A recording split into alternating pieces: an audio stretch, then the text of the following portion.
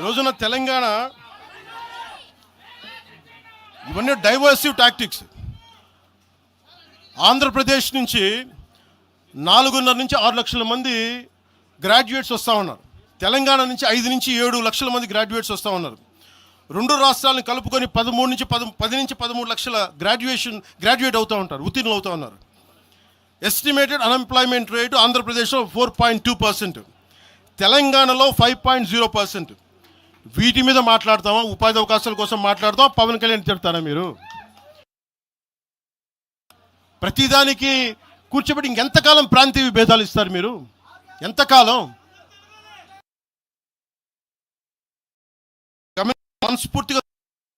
మనస్ఫూర్తిగా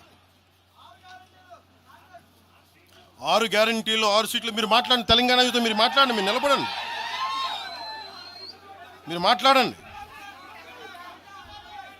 జనసేన పార్టీ 7 సిద్ధాంతాలు పుస్తకాల్లో చదివి వీటన్నిటికంటే కూడా తెలంగాణ నేల నేర్పించిన విలువలు ఇవి.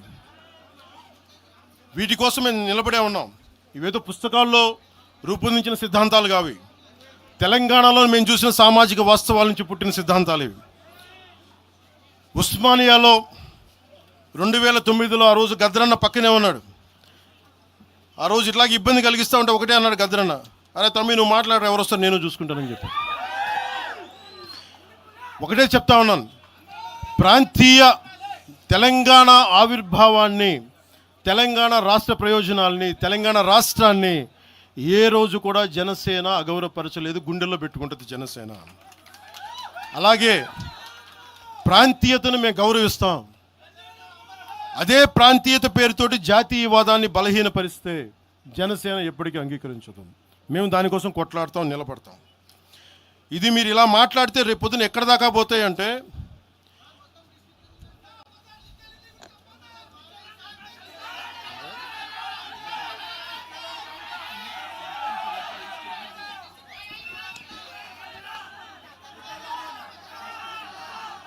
తెలంగాణ అంతా తిరగాలనా? 2008-9లో తెలంగాణ అంతా తిరిగినోడిని.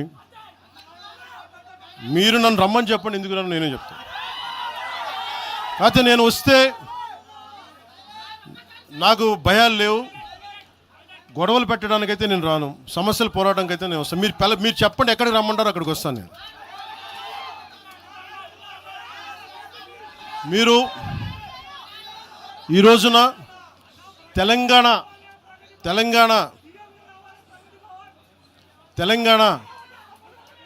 తెలంగాణకు సంబంధించి ఈ నాయకులు మాట్లాడే విధానంగా చూస్తే ఆంధ్రప్రదేశ్లో ఉన్న తెలంగాణ ఐఏఎస్లు కానీ ఐపీఎస్లు కానీ ప్రజలు కానీ తాడేపల్లిగూడెంలో ఈ మధ్యన తెలంగాణ డ్రైవర్లు పాపం ఇబ్బంది పడతా ఉంటే జనసేన ఎమ్మెల్యేనే కూర్చోబెట్టి అందరికీ ఆదుకున్నారు ఆయన. మీరు ఇలాంటి ప్రాంతీయతల మీద కనుక తీసుకొస్తే భారతదేశం సుస్థిరత చాలా దెబ్బతింటుంది. ప్రతిసారి మీరు ప్రాంతీయతలు తీసుకొని వీళ్ళు ఆంధ్ర వాళ్ళు, వీళ్ళు తెలంగాణ వాళ్ళు, వీళ్ళు మరాఠా వాళ్ళు, వీళ్ళు కూర్చోబెట్టి తమిళ్లో అంటే భారతదేశం అంతరంగిక భద్రత దెబ్బతింటుంది. మీరు ఇలాంటి మాటలు మాట్లాడితే భారతదేశం ఉగ్రవాదం కంటే కూడా ఇది చాలా డేంజరస్. కూర్చోబెట్టి ఎక్కడ దాకా మాట్లాడాలి ప్రాంతీయత గురించి చాలా చాలా జాగ్రత్తగా ఉండాలి. ఇలాగే మీరు కూర్చోబెట్టి మాట్లాడితే మటుకు ఆఫీసర్లు ఎవరు పనిచేయలేరు. ఇక్కడున్న జర్నలిస్టులు అడగని ఒక్కొక్కరు ఏ ప్రాంతాల నుంచి వచ్చారు, ఎంతమంది ఆంధ్ర వాళ్ళు, ఎంతమంది తెలుగు వాళ్ళు, ఎంతమంది పత్రికాధిపతులు ఆంధ్ర వాళ్ళు, ఎంతమంది పత్రికాధిపతులు తెలంగాణ వాళ్ళు, ఎంతమంది పత్రికాధిపతులు వేరే రాష్ట్రాల నుంచి వచ్చారు. మీరు మాట్లాడిన ఒకసారి ఇలా మాట్లాడాలంటే ప్రతిదీ మాట్లాడతాం. కానీ ఎటులతో దేశం? ఎంతకాలం భయపడతారు? ఎంతకాలం విచక్షణ, ఎంతకాలంతో విభజిస్తారు మీరు? తెలంగాణను వ్యతిరేకించింది ఎవరు? సిపిఎం వ్యతిరేకించింది. సిపిఎం గురించి మీరు ఎందుకు మాట్లాడరు? ఎంఐఎం వ్యతిరేకించింది తెలంగాణ విభజన, వాళ్ళు ఎందుకు మాట్లాడరు? నోరు తెరవని జనసేన గురించి మీరు టార్గెట్ చేస్తారు. మేము భయపడతామన్నా? నేను పార్టీ పెట్టాను అంటే చచ్చిపోవడానికి సిద్ధపడే పార్టీ పెట్టాం. ఒక కాంగ్రెస్ నాయకుడు ఐ లవ్ పాకిస్తాన్ డిబేట్లో మాట్లాడే ఒక కాంగ్రెస్ నాయకుడు ఈరోజు మీడియా ముందుకు తీసుకొచ్చి పవన్ కళ్యాణ్ ప్రెస్ మీట్ పెడితే పీస్ అండ్ హార్మనీ దెబ్బతింటుందని కామెంట్ చేస్తూ ఉన్నారు. మనల్ని ఎవరు ఆపేది? అంటే వీళ్ళందరికీ ఐ లవ్ పాకిస్తాన్ అంటే వీళ్ళకి అసలు లోపటి నుంచి మొత్తం కదులుతూ ఉంటాయి అందరికీ వీళ్ళకి. అంటే ప్రెస్ మీట్ పెడితే పీస్ అండ్ హార్మనీ, మీరు ఐ లవ్ పాకిస్తాన్ అంటే it's okay. When I want do ఒక press addressing then it's an issue for you. Law and order issue అది. పెహల్గామ్లో ఇంతమంది ఉగ్రవాదులు చంపేస్తే ఈ సోకాల్ కాంగ్రెస్ నాయకుడు ఎందుకయ్యా మాట్లాడలా? ఎందుకు మీరు నోరు మెదపలా? ఇప్పుడు కూర్చోబెట్టి మీకు ఐ లవ్ పాకిస్తాన్ వస్తుందా? మీకు ఆంధ్రాని ద్వేషించండి, ఆంధ్రావాణి ద్వేషించండి, జనసేనని ద్వేషించండి, అక్కడెక్కడో దూరంగా బాంబులు పెట్టే పాకిస్తాన్ మటుకు మీరు ప్రేమించండి. అది కాంగ్రెస్ నాయకులు చేసేదా? ఎక్కడ మాట్లాడతారు? ఎక్కడ ఆపుతారు? ఇది విభజన స్టార్ట్ అయితే ఒకసారి మెంటల్గా స్టార్ట్ అయితే ఎక్కడ ఆగుద్ది? ఇది ఎట్టుపోద్ది? తిరిగి గడీల పాలన పట్టుకొస్తారా మళ్ళీ మీరు? తిరిగి దొర మీ కాలు ముక్తాను దొర అని చెప్పాలా? మళ్ళీ అలాంటి పాలన పట్టుకొస్తారా మీరు? ఒక్కసారి ఇక్కడ ఆంధ్ర పవన్ కళ్యాణ్ ఇవన్నీ జనసేనని కాదు, ఒకసారి భయపెట్టడం నాలాంటి వాడినే భయపెడితే, నాలాంటి వాడి తోటలోకి వస్తే ప్రతి ఒక్కరి ఇంటి లోపలికి దూరుతారు. ఇది అందుకు ఆపుతున్నా నేను, అందుకు ఆపుతున్నా. నా మీద దాడి చేస్తే నాకు భయాలు లేవు, కానీ పవన్ కళ్యాణ్ అనేవాడిని చూపించి ఇదే రాజశేఖర రెడ్డి గారు, ఇలాగే రెచ్చగొట్టారు. నేను పాలిటిక్స్కి వచ్చేవాడిని కాదు. నేను ఇదే వైఎస్ రాజశేఖర రెడ్డి గారు 2005లోనో 2006లోనో బాలు సినిమా అయిపోయిన తర్వాత నాకు అపెండిక్స్ ఆపరేషన్ జరుగుతూ ఉంటే ఓ హాస్పిటల్లో అపెండిక్స్ ఆపరేషన్ చేసి నేను కూర్చొని ఉంటే ఒక ఉన్నతాధికారి వచ్చాడు, ఒక పోలీస్ అధికారి నా కాడికి, ఉమ్మడి ఆంధ్రప్రదేశ్లో సంబంధించిన ఒక పోలీస్ అధికారి. అప్పుడు చెప్పాడు, మీరు పాలిటిక్స్కి వస్తారా? అంటే నేను ఎందుకు వస్తాను సార్ అన్న. మీ అన్నగారు వస్తారంటే లేదు సార్ నాకు తెలియదు అన్న.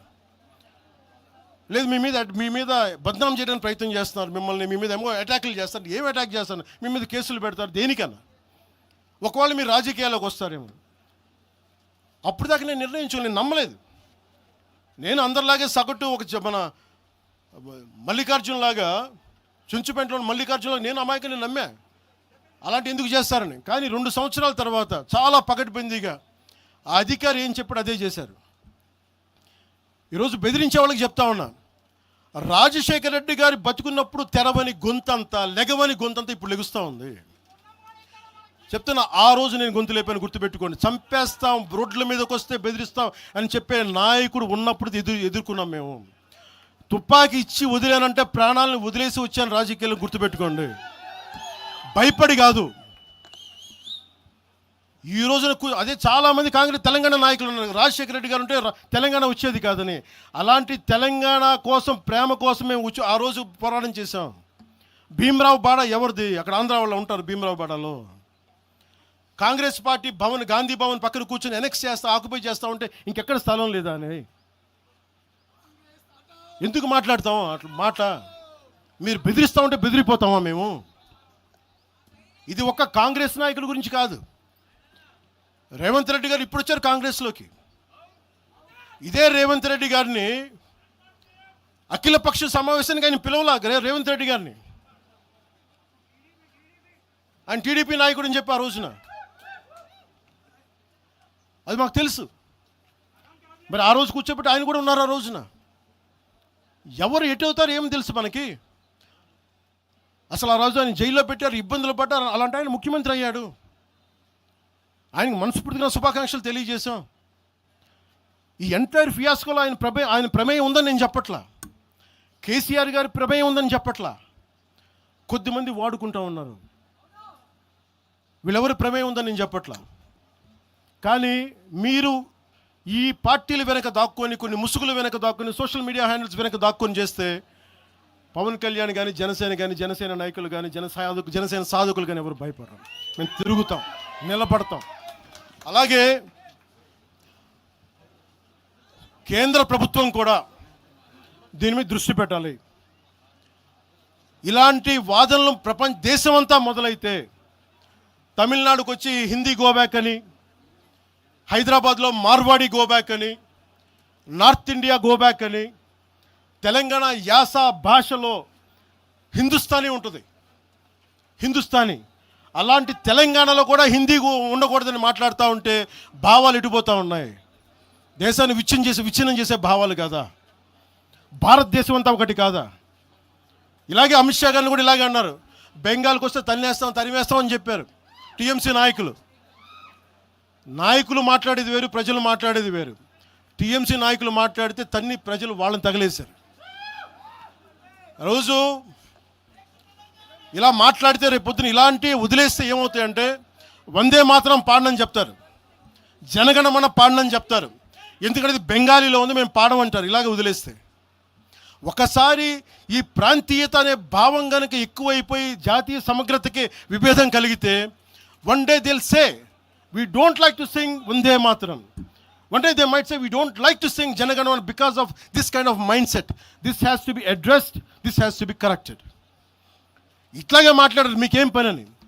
అమిత్ షా గారి గురించి మాట్లాడిన చదివి చెప్పా, జనగణమన మేము పాడతాం, మేము వందే మాత్రం మాట్లాడతాం, మేము బెంగాలీ అనుకో